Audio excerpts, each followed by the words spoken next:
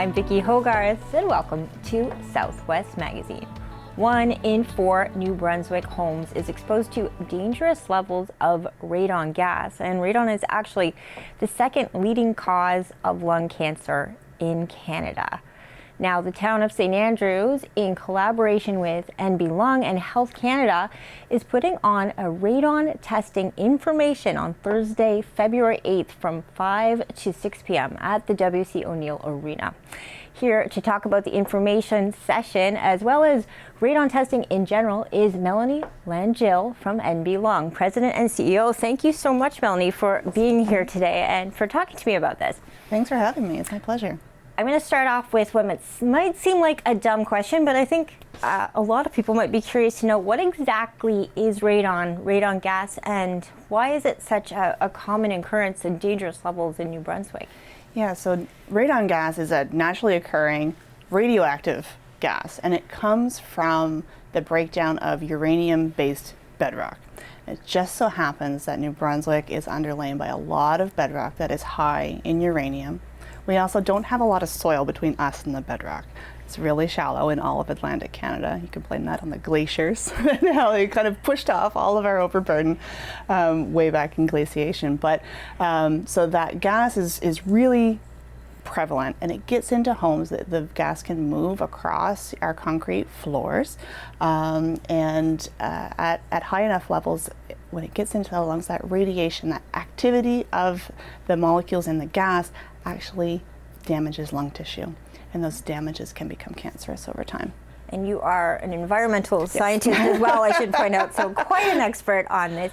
How does a person test for radon? And I know that next week we'll have the information session where you're offering free testing kits to 400 people in St. Andrews, which is incredible, 400 homes, yes, to test. And those can be picked up between 3 and 5 p.m. The information session starts at 5, where you'll walk us through how we test our homes. But give us a preview right now of how exactly that's done. And maybe people are watching in different parts of the province in Canada who might want to just do this on their own. Yes, absolutely. So Health Canada recommends that we test our homes for at least 91 days. And that's because the levels of radon can vary from day to day, season to season, house to house. You know, people that open their windows and doors a lot are going to let out some of that radon versus people who close them up.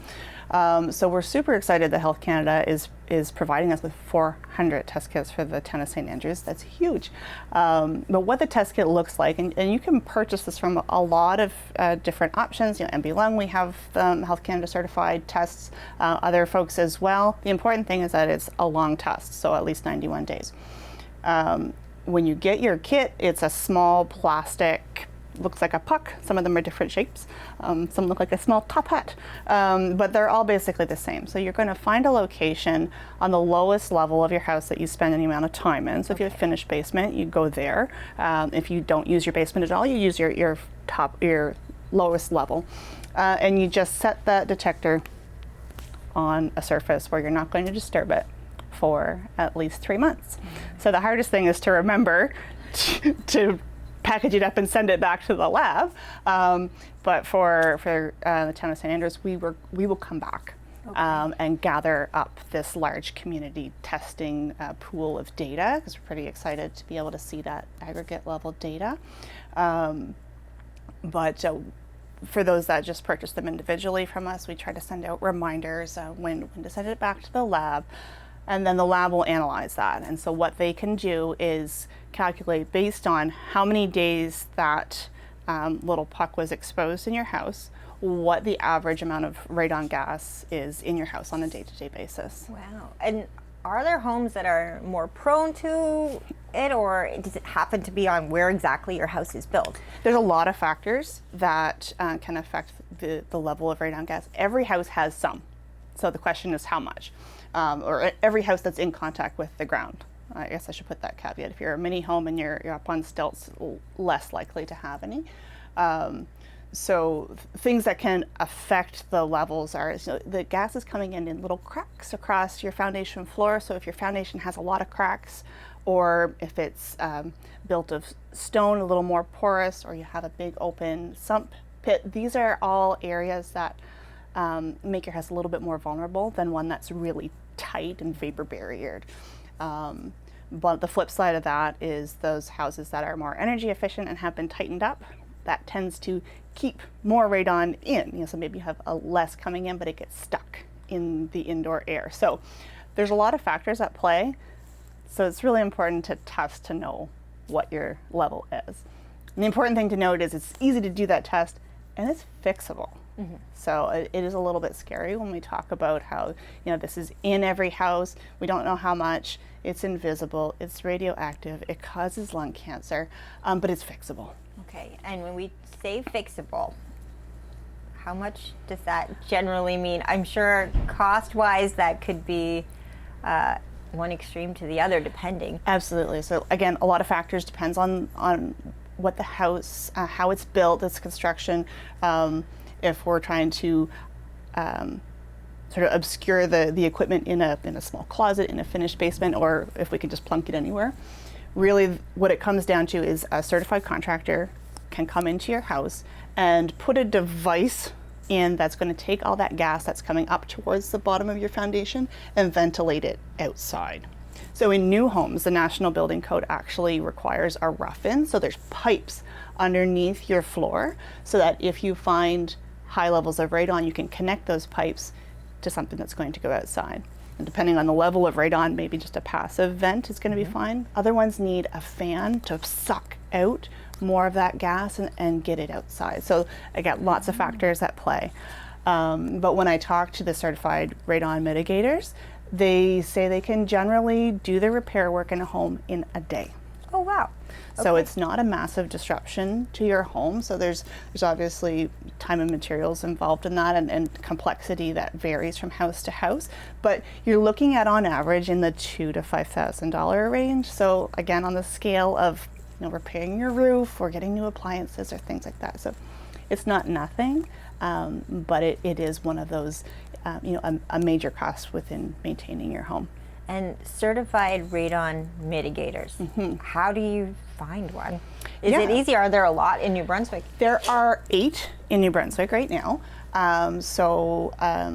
The certifying body is the CNRPP, and they list the certified radon mitigators across the country. So you can filter by province and locality. Most of the mitigators in New Brunswick are happy to travel around the province. We're a relatively small province, so that's really great. We do want people to go with that certified contractor, though, to make sure that they are following the procedures that are set out by Health Canada for mitigating the gas to levels that are not going to be of concern in homes.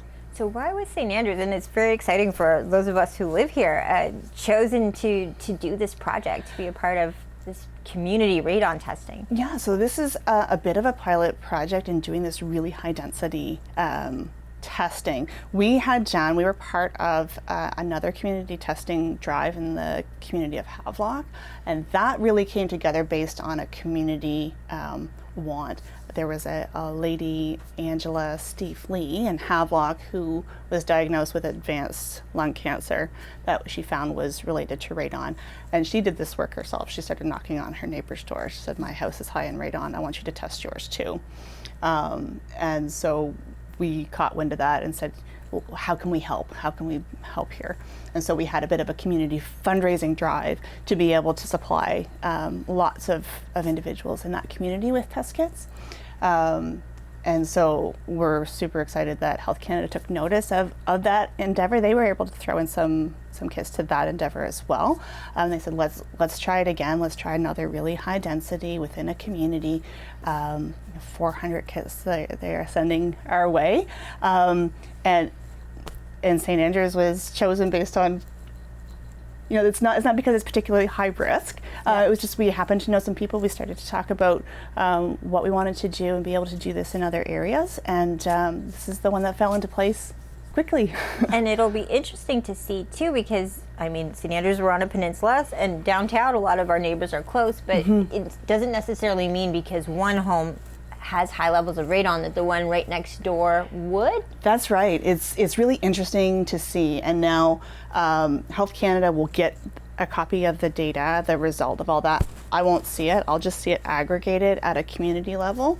So I'll see I would expect statistically about 1 in 4 houses that we have seen in our testing over the last decade have tested high. So I would expect that to hold true, but it will be interesting to see if, based on the building construction, the geology, et cetera, is there any variation in this part of the province versus other parts of the province. Wow. And you said new homes now, they have this built into the construction, the idea that radon could be high and need to be mitigated. Yeah, so the National Building Code of 2015, which was put into place in New Brunswick just a couple of years ago, a bit of a lag there, it does require that rough-in. So same as you may be familiar with that term of rough-in with, you buy a house and it's ready for a bathroom in the basement, but there's no bathroom in the basement. And there's, the plumbing is there. So the plumbing, so to speak, for the vapor removal should be there. And it should be ready to hook up to some sort of an exhausting system, whether it's just a pipe or a fan, etc. So those would be houses that were built after 2022, 23-ish, that building code came into place here in New Brunswick. Can we talk a little bit about radon being the second leading cause of lung cancer in Canada, which is, before sitting down with you today, not something I was aware of.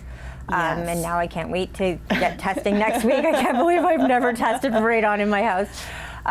It's a terrifying statistic. It is. And how often are we looking at cases where this is the main factor in someone developing cancer? Yes, us at MB Lung, we have had numerous encounters with individuals, and the sad story about that is that if you're not a smoker, it's not necessarily on your radar to even look at lung cancer screening. And our lung cancer screening program that is coming into effect in the province here soon actually doesn't include radon exposure as one of the screening criteria. So that's something that I'm looking to have changed. So folks that are all of a sudden experiencing these symptoms of lung cancer, particularly if it's metastasized into other organs, it's hard to put those pieces together going backwards. But I am aware of a number of New Brunswickers that have found their house to be exceptionally high. So Health Canada recommends you take action on radon if you have more than 200 becquerels per cubic meter. They recommend that action within 2 years' time. If you're over 800, you should do something within a year. Well, we've talked to people that have had 12,000 becquerels per cubic meter in their home and not known, and so they've been living for years in that radiation, and that's been damaging their lungs. So I want to see as many people as possible test it now, so that you can take action on it and get it out of your house, so that we don't see these advanced stage lung cancers being like, oh my heavens, that was because of radon. Wow. And they would develop symptoms similar to it. Any reason why you would have lung cancer, I suppose? Yeah, so I'm most familiar with Angela's case, and she just felt a little off. And in her case, she was worried about the health system. She didn't want to take someone else's place in the emergency wing, so she put off going to see about it because lung cancer was the last thing on her mind. She was, never smoked, health conscious, raised her own chickens and organic vegetables and all of these protective factors. So it wasn't until things got really quite bad and she was really unwell that she went in and had some tests done. And that's when they discovered that lung cancer had metastasized to another organ. Wow. And do we know how she's doing now? She's still critical. Still critical. Yeah. Wow. I honestly, this is very illuminating to learn all this. If someone's watching this, doesn't live in St. Andrews, isn't part of this pilot project, which is fascinating, how can they test for radon? Do you just go to the hardware store? Where do you get the kits? Yeah, so they're available at a number of locations. Hardware stores have sometimes they are just a 7-day kit, and sometimes they're the longer. So if you're going the hardware store route, make sure you're getting that 90-day one. We sell them and ship them across the province, and they're analyzed at a lab right here in New Brunswick. So mblung.ca/radon, and you can buy your own all-in-one price test kit. It gives you the instructions. It gives you a phone number for my colleague Leah, who takes care of all of our radon concerns. And then the analysis will be done at a lab right in Fredericton. Wow. And is there, and here you'll see in this question how little science background I have. In terms of levels of radon, is there an acceptable level, or is it really zero that you're looking for? I'm not even sure what the scale is. Yeah, so when it comes to things that cause cancer, every little bit that you're exposed to it increases your risk over time. We're exposed to lots of things that cause cancer in larger doses. So Health Canada has set our action level at 200 becquerels per cubic meter. So if it's below that, then we say it's relatively low risk, or a risk that generally people would be accepting of. Above 200, between 200 and 800, we should be trying to reduce those levels within a year. If it's over 800, or pardon me, I got that backwards, between 2 and 800, do some action to reduce those levels within 2 years. If it's above 800, do it within a year. I know that a lot of homes, not just in St. Andrews, but St. Andrews in particular, downtown's a National Historic Site. There are a lot of very old homes, which are beautiful, but does that tend to make them more of a risk, or? No, radon is in every building. So it's too complicated to just paint with a broad brush like that, new home versus old home, because it has nothing to do with really the construction. So there's a factor of what's the bedrock underneath you, how shallow is the overburden there, how deep is your foundation, what's your foundation made out of, is there any penetrations, what's the air handle, like, so many factors, right? But we are seeing high radon levels across the board in all constructions. And how is it that it's determined when someone has lung cancer that it was radon exposure? It's one of those things that's hard to prove backwards. But when someone presents with advanced lung cancer, has never, doesn't have any of the other risk factors, family history, smoking, etc., and we test their home and is very high in radon, it's kind of like if it walks like a duck and quacks like a duck, it's probably a duck. But it's very hard to make that connection.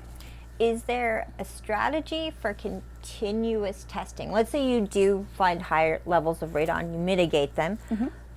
You test again a year from now. Is there a long-term strategy to ensure that you're breathing healthy air? So a lot of the mitigators will set you up with a direct read instrument. So almost like your thermometer is going to tell you what the temperature is, and it fluctuates throughout the day, and maybe you can adjust things and make it more comfortable for you. So too can you do that with radon. Takes a little bit of time to self-calibrate, but you can get these digital direct read instruments, and I've talked to a number of people that either are really keen on radon, some of my staff, and just have one and watch their own levels, and they sort of look at how does it change the concentration of radon in their house if they have their windows wide open for a couple of days, or they're doing a lot of heating and really staying at home and not going in and out through the door several times a day. And other people that have had a mitigation system put in place, and their mitigator has said, okay, we're going to hook you up with this. Keep your eyes on it, because if it creeps up again, we'll know there's a problem with the system. Yeah. And so Health Canada does have a recommendation of testing on a regular basis, and it escapes me right now whether it's a 3 or a 5 year recommendation there, but kind of time frame. And we also say if you've done any significant renovations, so if you've put new windows, added insulation or vapor barrier, or tightened up your house at all, that's going to keep radon in. So if maybe you've tested before and you were fine, and now you've tightened up your house, give it another check, because we want to make sure that the changes to the breathing of your house hasn't affected that radon level to a concerning level. And would it make sense to do it at a time of year, especially when you do have your windows closed and things like? Yeah, so the current Health Canada recommendation is we do it during the heating season, which in New Brunswick can be anywhere from October all the way to almost April. So we really ramp up our awareness efforts during the colder seasons, try to get people starting that 90-day test now-ish, so that we can complete it while we're still heating our homes and keeping them pretty closed up. Now, next Thursday, when we are doing the information session with the public in St. Andrews, we will be recording it on CHCO-TV. So people who aren't there, want to see the demonstration and want to hear more information, they'll be able to follow it as well. But leading up to it, what can people expect? I know that prior to anyone who wants to come, it's going to be in the dining room at the WC O'Neill Arena. They would get their own kit right before. And then 5 to 6, what will you be going over with folks who attend the session? So I'm going to give a talk that basically walks through what is radon, where does it come from, why is it in our homes, what can we do about it, why is it important? So I'm going to be sharing Angela's story because it really touches close to home. And then we'll also have a couple partners here as well, including a certified radon mitigator. So I do believe he's going to be bringing some instruments to show, what he looks, how he measures the radon. What does it look like? What can you expect if you need to get a contractor in to do this repair work? We'll also have our partners from the RPC lab in Fredericton who can answer any questions on the deeper science more than I can go. They're the ones that are behind the microscope measuring these little ping marks in the plastic of those tests that tell us what kind of radioactivity was in the home where this was tested. And they have a really cool cloud chamber, which I'm hoping that they will bring with them. And what it is, it's a way that we can visualize. There is radioactivity around us all the time. And this cloud chamber makes it so you can actually see it. Oh, wow. It's quite cool. And so we'll be able to see there is radioactivity in this room right now. And it's probably, we can have some direct read instruments too, probably. It's probably at a level that's acceptable. But it's interesting to see how those particles are moving through the air, and then think about what that would be doing on the inside of our lungs. Yeah. Wow. And then this information will be interesting for data purposes, right? To take all this information from 400 homes from one community. What will they be looking for, and you be looking for when you're looking at all of these 400 homes together? How will that help, I guess, future research? Yeah, so a couple of objectives here. The last time Health Canada did a large-scale study in New Brunswick, there was about 1,200 homes in total across the province. And so we were trying to characterize different regions and what the risk level would be. We do find across the board it's pretty high in New Brunswick compared to other parts of the country. Some parts of the province are a little higher than others. So we do want to get a little bit tighter in the scale of that data to be able to say, what about this area? What about this area? What about this area? Ultimately, my objective is to be able to have enough data to show our governments that we need some support here because it's costly. It's nobody's fault that there's radon here, but it is causing our health system significantly, or costing our health system significantly to treat one lung cancer patient versus testing and mitigating the home and preventing that case of lung cancer. So that's the two prongs of the goal of these community testing drives. Wow. And since I have the president of MB Lung here, who's also an environmental scientist, I'd love the chance to just ask you, what are some of your best pieces of advice for people who are trying to live healthier lives, be it just making their homes better or their lifestyles better? Oh, that's a really big question. I think I could talk about it all day long. But really, radon is a big one. So it's inexpensive to test for it. It's fixable if it is a problem, and you can get that cancer-causing gas out of the air in your home. To me, I'm a mom. When I bought my house, it's the very first thing I did because I want to know that I'm creating a safe environment. If you are currently a smoker, quitting smoking is the best thing you can do for your health. So I think if people want to take away 2 points about protecting their lung health, stop smoking if you are, and test your home for radon and fix it if it's high. Just a couple minutes left, Melanie. What are your final words to people watching at home right now in terms of coming out next Thursday and in terms of just being more prepared for being aware of radon testing?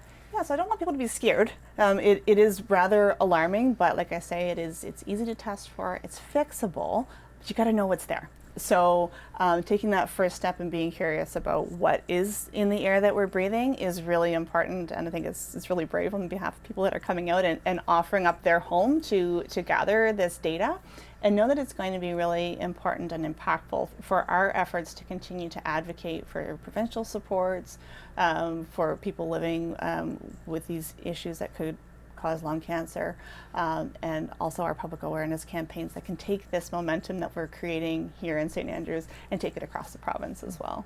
All right, well, I look forward to seeing you again on Thursday, but thank you so much for coming in today and giving us a preview on all this important information. Great, thank you so much for having me.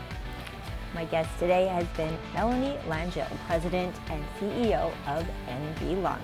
I'm Vicki Hogarth. Thank you for watching Southwest Magazine.